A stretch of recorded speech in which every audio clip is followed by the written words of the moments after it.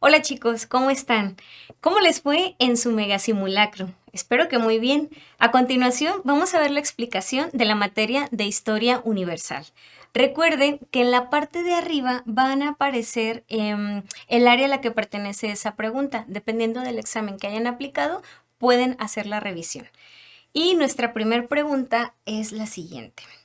Corriente historiográfica cuyo principal exponente fue Augusto Comte, quien afirmaba que, aplicando el método científico de las ciencias exactas, se podrían definir leyes sociales y comprender así a las sociedades.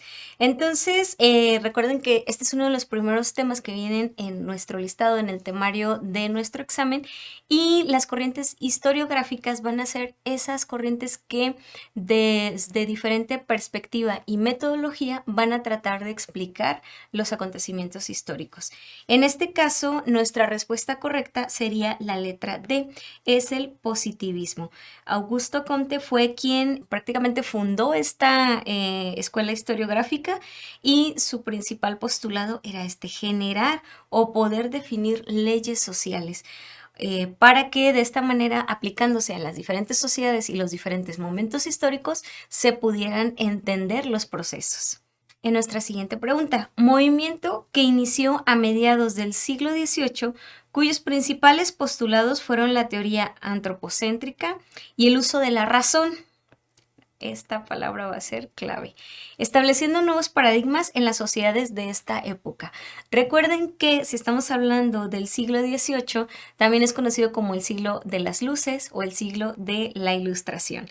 Y el uso de la razón va a ser uno de los principales características o determinantes de este proceso. Entonces, estamos hablando precisamente de la ilustración. La respuesta correcta es la letra C. En el siguiente, cuando tenemos este tipo de preguntas, recuerden que siempre hay que leer el párrafo completo para poder darnos una idea de en qué momento histórico nos tenemos que situar y recordar esas características. La fue el primer movimiento que se enarboló con los principios de la Ilustración. Comenzó ante la inconformidad por la ley del té y bueno, aquí tenemos efectivamente estas dos principales, o bueno, hay una que va a ser determinante, esta, la ley del té. Seguro que con eso ya se acordaron. Y si no, ahorita lo vamos a ver. Si estamos hablando de que fue el primer movimiento que usó los principios de la Ilustración para llevarse a cabo, ¿recuerdan cuál es? Y la respuesta correcta es la independencia de las 13 colonias. Vamos a ver en nuestras opciones si tenemos más de una con esta posibilidad. Y no, solamente tenemos la letra A, pero vamos a ver si se completa adecuadamente. La independencia de las 13 colonias fue el primer movimiento que se enarboló con los principios de la Ilustración. Comenzó ante la inconformidad por la ley del té y la ley del acuartelamiento. Y efectivamente, estas dos leyes fueron lo que motivó a los colonos a definitivamente, pues, tratar de aplicar estos principios de la Ilustración, sobre todo los de igualdad, porque se consideraban o creían que la corona inglesa los estaba tratando como ciudadanos de segunda clase. Y es por eso que deciden empezar este movimiento. Y nuestra respuesta correcta es la letra A. En nuestra siguiente pregunta, y dice, la burguesía se mostró a favor de la Revolución Francesa principalmente porque no olvidemos que esta clase social, una vez que se consolida precisamente a partir de los movimientos de la Ilustración, la industrialización y la consecuente Revolución Francesa, va a tener un papel determinante en muchos de los siguientes acontecimientos históricos. Bueno, entonces la burguesía se mostró a favor de la Revolución Francesa principalmente porque cuando tenemos opciones que tienen más de un enunciado, hay que leer con mucho cuidado porque recuerden que en ese mismo enunciado pudieran tener ideas que se contraponen y bueno, ahí es donde descartamos la posibilidad de esa respuesta. Fueron partidarios de las nuevas ideas en pro de la elevación del hombre a un sujeto de acción y pensamiento. Bueno, en realidad esto es algo muy genérico. ¿Por qué? Porque pues estas fueron las ideas que tal cual se enunciaban en la Ilustración. Entonces, esta la vamos a descartar. No es que por eso la burguesía haya apoyado el movimiento. En la siguiente, se presentó como oportunidad de acceder al poder político y poder así defender sus intereses desde la esfera pública.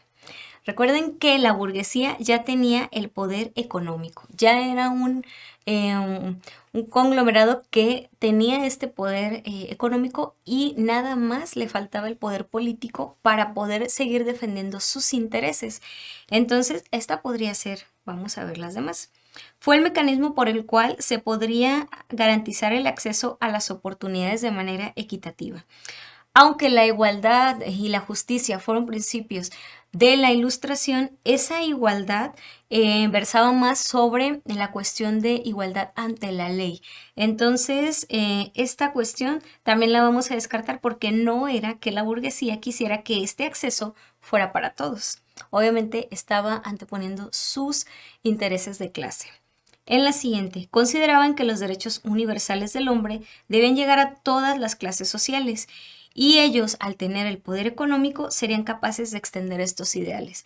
Es decir, aquí se nos mostraría como si solamente la burguesía pudiera generar esta transición o este cambio. Y como vimos o como hemos estudiado en los temas de la Revolución Francesa, en realidad fue un movimiento que estuvo compuesto por diferentes capas sociales, no solamente por la burguesía. Entonces nuestra respuesta correcta va a ser la letra B, porque este movimiento fue la oportunidad de que la burguesía precisamente accediera a ese otro poder que le hacía falta, el poder político. Y en nuestra siguiente pregunta, la regulación económica a través de las leyes del mercado, de la oferta y de la demanda, así como la no intervención del Estado en asuntos económicos son postulados de, y vamos a ver nuestras opciones, porque si estábamos hablando de la Revolución Francesa, este también va a ser uno de los ideales que acompañaron a ese movimiento junto con la Ilustración. Y la globalización, no, porque eso es una cuestión más de años más recientes, pero no necesariamente tiene que ver con la cuestión de la ley de la oferta y la demanda. Recordemos que la globalización tiene que ver más con un proceso de interdependencia y de interconexión entre todos los países del mundo. El mercantilismo, bueno, no, este también se descarta porque estos no son sus principios. Y el liberalismo. Efectivamente, esta ideología que no solamente fue una cuestión de liberalismo político, sino también el liberalismo económico, y precisamente estas son sus principales postulados. Y aquí tenemos nuestra respuesta correcta. En el siguiente apartado, el Congreso de Viena se constituyó para lograr la unidad en el continente europeo en torno a la ideología conservadora. Para ello se sustentó en 3 principios. Entonces, aquí ya pues también vamos a ir viendo cuáles fueron esos principios, porque cuando cae el Imperio de Napoleón, se constituye este Congreso para que regresen a esos territorios conquistados las monarquías conservadoras. Y vamos a ver cuáles fueron esos principios. Nuestras opciones. Compensación, efectivamente, este va a ser uno de los principios del Congreso de Viena. Legitimidad, correcto, porque también buscaba legitimar nuevamente a esos reyes que habían sido destronados durante el Imperio de Napoleón. El absolutismo, aunque si bien lo que quería era el regreso de estas monarquías absolutistas, no es un principio sobre el que se sustentó.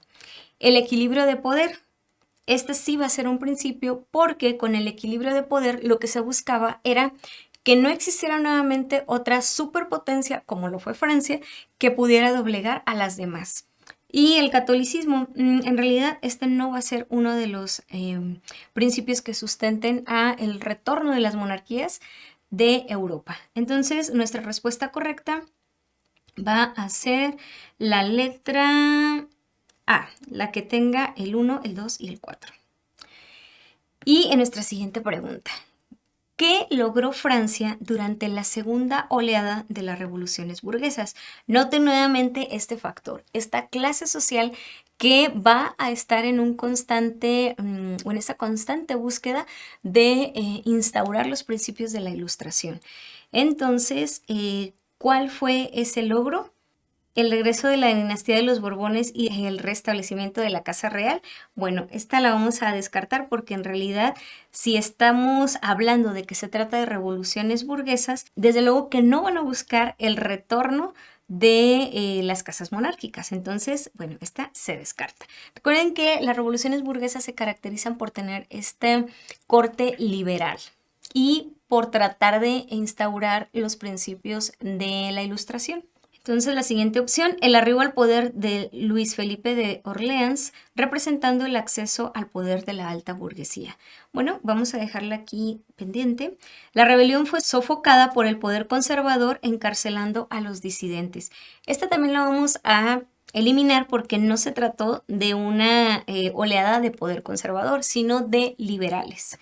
Destituir del poder a Napoleón Bonaparte e instaurar la monarquía constitucional. Bueno, esto también, estas oleadas revolucionarias suceden después de, el Imperio Napoleónico. Entonces, nuestra respuesta correcta es la letra B. ¿Y por qué? Porque a través de el arribo del poder de Luis Felipe se logra que jure una constitución y también sus ideales de corte liberal logran precisamente esto, que la burguesía ya esté apoyando y colocando ciertos gobernantes que sean afines a sus intereses. En nuestra siguiente pregunta, igual, vamos a tener que completar 3 palabras clave a partir de la información que nos brinda el párrafo. Durante la revolución científico-tecnológica, y aquí hago una pausa. Recuerden que esta revolución, la científico-tecnológica, es conocida también como la segunda revolución industrial y que precede a la etapa del imperialismo y de la Primera Guerra Mundial. Entonces, para que nos situemos también en ese momento. Se consolidaron, y aquí vamos a ver qué se consolidó, llegando a influir en las decisiones de los estados, originando, o sea, eso que se consolidó en esta etapa, ¿qué originó? Doctrina que con el apoyo del Estado procuró abastecer de materias primas y a los industriales. Bueno, aquí ya nos estamos dando una idea de qué estamos hablando. Como les decía, esta etapa precede y da origen al imperialismo. Entonces, vamos a ver si nos está hablando de ello. Y vamos a ver, durante la revolución científico-tecnológica se consolidaron los avances científicos, llegando a influir en las decisiones de los estados, originando la industrialización. Ahí ya lo vamos a descartar, porque la industrialización fue antes de esta segunda revolución industrial. Y vamos con la siguiente. Durante la revolución científico-tecnológica se consolidaron grandes industriales. Puede ser, llegando a influir en las decisiones de los estados, originando la globalización. Esta también la vamos a suprimir porque aquí todavía en este momento histórico no se habla de ese proceso de globalización como tal. La siguiente, durante la revolución científico-tecnológica se consolidaron potencias económicas, ¿es correcto? Llegando a influir en las decisiones de los estados, ¿sí? Originando el neoliberalismo. No, también esta ideología del neoliberalismo va a ser de años más recientes, por ahí de la década de los 80, de los 90, entonces también vamos a suprimir esa posibilidad. Nuestra respuesta correcta finalmente va a ser la letra D, y aquí hay que tener mucho cuidado porque durante la revolución científico-tecnológica se consolidaron los monopolios. Recuerden que es en este momento también cuando estas organizaciones que acaparan ya sea un sector, una materia prima o un proceso, se les denomina monopolios porque tienen el control solo uno de todo ese proceso o esa materia prima, llegando a influir en las decisiones de los estados. Así es, esos monopolios lograban que los estados o a través de la instrumentación y la legislación estatal actuaran a favor de sus intereses. Entonces vamos a ver, llegando a influir en las decisiones de los estados, originando el imperialismo, doctrina que con el apoyo del Estado procuró abastecer de materias primas y mano de obra a los industriales. Y esto nos explica cómo efectivamente la revolución científico-tecnológica precedió o dio origen al imperialismo y sus dos principales objetivos fueron el conseguir materias primas y la mano de obra barata, casi esclava, en las colonias que estaban conquistando. En nuestra siguiente pregunta, territorios cuya posesión se disputaron Francia y Alemania en la antesala de la Primera Guerra Mundial. Estos dos territorios van a ser los territorios fronterizos por los cuales hubo esta también confrontación antes de que se desatara la Primera Guerra Mundial y que fue una de las demandas que tenía Alemania sobre Francia. ¿Ya recordaron de qué se trata? Bueno, los Balcanes no van a ser, ¿por qué? Porque aquí ya nos está dando esa indicación. Es un territorio fronterizo, como les comentaba, y bueno, los Balcanes no hacen frontera entre estos dos países. Alsacia y Lorena. Efectivamente, esta va a ser la respuesta correcta. Los Sudetes de Checoslovaquia, desde luego que no, porque bueno, estos pertenecían a Checoslovaquia. Y Renania y Sarre, aunque sí son regiones de Francia, no corresponden a las que estaban en conflicto en ese momento. Siguiente pregunta. Ordena cronológicamente los siguientes acontecimientos de la Revolución Rusa. Bueno, ante este tipo de preguntas, la recomendación es que primero no se asusten porque muchas veces pueden llegar a pensar, ay, pero ¿en qué año sucedió? O este fue en 1914, 1915. No hay que centrarnos tanto en los años, sino ver qué pudo haber pasado primero de todas las opciones que se nos presentan, cuál pudo haber detonado todas las demás. Y vamos a revisarlas. Creación de la URSS, gobiernos provisionales encabezados por Kerensky, destitución de Nicolás II, el zar, Revolución de Octubre, liderada por Lenin, o Stalin toma el poder. Entonces, de todas estas, ¿cuál pudiera ser de las opciones que se nos presentan la número 1? ¿O qué pudo haber pasado primero? De acuerdo a esta cronología, lo primero que sucedió fue la destitución de Nicolás II. Una vez que se destituye al zar, ahora sí, bueno, hay que replantearse qué vamos a hacer como Estado, qué tipo de gobierno vamos a tener. Y en ese también estira y afloja entre la corriente bolchevique y menchevique, se instaura un gobierno provisional. Este va a ser liderado por Kerensky. Entonces ya tenemos estas dos cuestiones que nos van a ir dando como la pauta. Y noten cómo no tuvimos que saber en qué año destituyeron a Nicolás II, ni en qué año o mes se instauró el gobierno provisional. Y con esto también, bueno, vamos a ver cuál pudo haber sido la siguiente etapa. Y aquí es donde entra en juego Lenin, que va a ser también este líder, este dirigente de la corriente bolchevique, que va también a intervenir con la Revolución de Octubre, derribando este gobierno provisional. ¿Por qué? Porque consideraba que no estaba cumpliendo con las expectativas de la Revolución Rusa. Entonces ya tenemos 1, 2 y 3. Después de la Revolución de Lenin, ahora sí, vamos a tener la conformación de la URSS,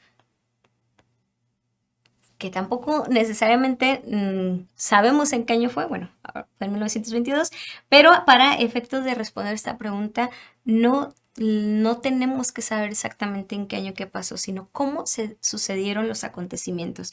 Y finalmente, Stalin toma el poder de la URSS y esta desde un principio podríamos dejarla hasta el final y eso también nos podría haber marcado la pauta. ¿Por qué?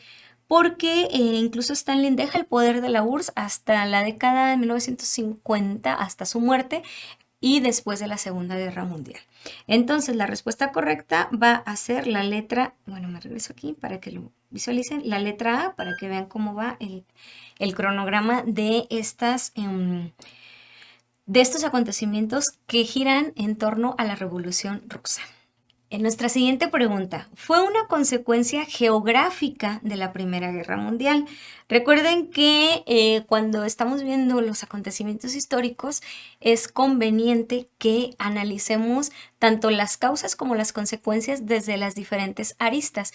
Puede ser económica, social, política, algunos temas nos dan para que sea también la consecuencia militar o en este caso la consecuencia geográfica. Es decir, si estamos hablando de geografía, nos podemos dar una idea de, bueno, se disolvió un país, se crearon otros países, algún territorio se cedió a otro.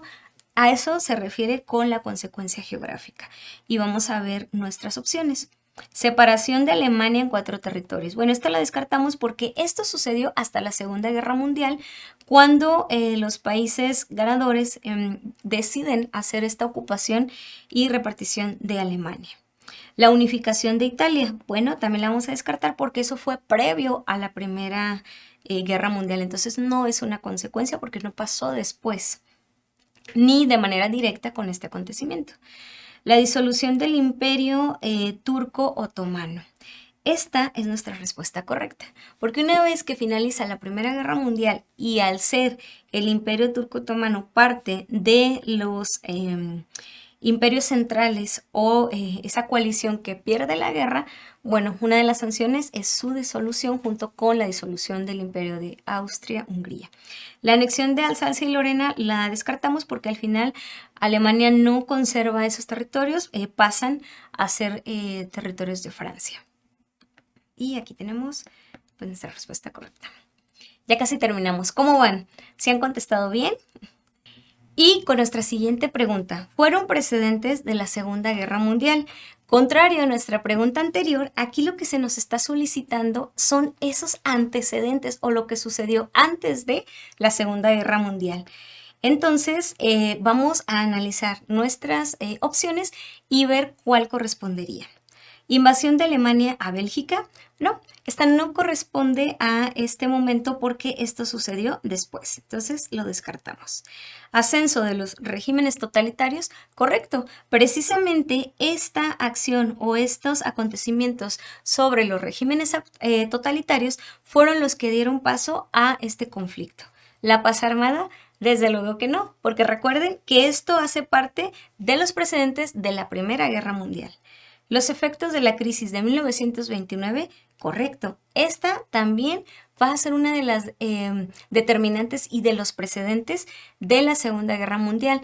Precisamente a partir de los efectos de la crisis es que estos regímenes logran su ascenso a través de las promesas que hacen a sus ciudadanos, donde les prometen nuevamente el desarrollo económico y la consolidación como nación. Y finalmente, el desconocimiento de los lineamientos del Tratado de Versalles. Esto también va a ser un precedente de la Segunda Guerra Mundial porque Alemania, a través de su líder, de Hitler, desconoce las sanciones que se habían impuesto a partir de la Primera Guerra Mundial. Entonces, nuestra respuesta correcta es la que contiene el número 2, el número 4 y el número 5. La respuesta correcta es la letra D. Ya casi terminamos. ¿Cómo van? Seguimos con la pregunta 13. También aquí vamos a completar. Noten cómo ya tenemos 3 opciones para completar con palabras clave. Como consecuencia de la Segunda Guerra Mundial, en África y Asia comenzó el proceso es decir, ya se acabó la guerra, específicamente en estos territorios, ¿qué va a acontecer? Generando movimientos impulsados de las propias colonias. Entonces aquí lo que vamos a revisar es precisamente qué sucedía en África y en Asia. Antes de la Segunda Guerra Mundial, ¿qué pasaba ahí? Tenían un proceso de colonización. Muchos de estos países eran parte de los territorios de todavía pues estas potencias y entonces fue cuando inician el proceso de descolonización. Vamos a ver cómo queda nuestro párrafo. Como consecuencia de la Segunda Guerra Mundial, en África y Asia comenzó el proceso de descolonización, generando movimientos de independencia impulsados por los intelectuales de las propias colonias. Y efectivamente, muchos de los intelectuales de estas colonias van a ser los que inicien los movimientos porque se han dado cuenta al estudiar fuera que no tiene por qué seguirse ese proceso y que como sociedad o como país tienen derecho y la posibilidad de acceder a una vida mejor liberándose del yugo de la metrópoli. Y llegamos a nuestra última pregunta. ¿La globalización económica es tangible a través de...? Mientras que la globalización política lo es bueno, aquí ya nos está diciendo claramente, estamos hablando de globalización, pero ¿cómo se manifiesta? 1, de manera económica o en la esfera económica y 2, en la esfera política. Vamos a ver las opciones. En la cuestión económica es tangible a través de organismos supranacionales y en la política en los bancos mundiales. Bueno, esto se descarta porque, bueno, tan solo por esta palabra no es la cuestión política, sino la cuestión económica. Instituciones financieras internacionales y predominio de las democracias. Eso será una cuestión de la globalización, el tratar de que las democracias sean la forma de gobierno que establecen. No, entonces esto también se descarta. Y vamos a ver, la globalización económica es tangible a través de las transnacionales, mientras que la globalización política lo es en los organismos supranacionales. Y esta va a ser nuestra respuesta correcta, la letra C, porque precisamente con el proceso de globalización, las transnacionales se fortalecen y logran ese proceso de interdependencia y de deslocalización. Es decir, no importa que la empresa sea de un país europeo, puede tener varias sedes en otros países del mundo. Y los organismos supranacionales también apelan a esta interdependencia, por ejemplo, la ONU, el Fondo Monetario Internacional, u estos tratados que buscan que los demás países se sujeten a ellos y a partir de ello instrumenten su política interior a favor de los lineamientos de estos organismos supranacionales. Son supranacionales porque jerárquicamente son superiores a las naciones. Y bueno, con eso vamos a concluir la explicación de nuestro mega simulacro de febrero. ¿Cómo les fue? Esperamos que hayan tenido muy buenos resultados y nos vemos próximamente. Hasta luego.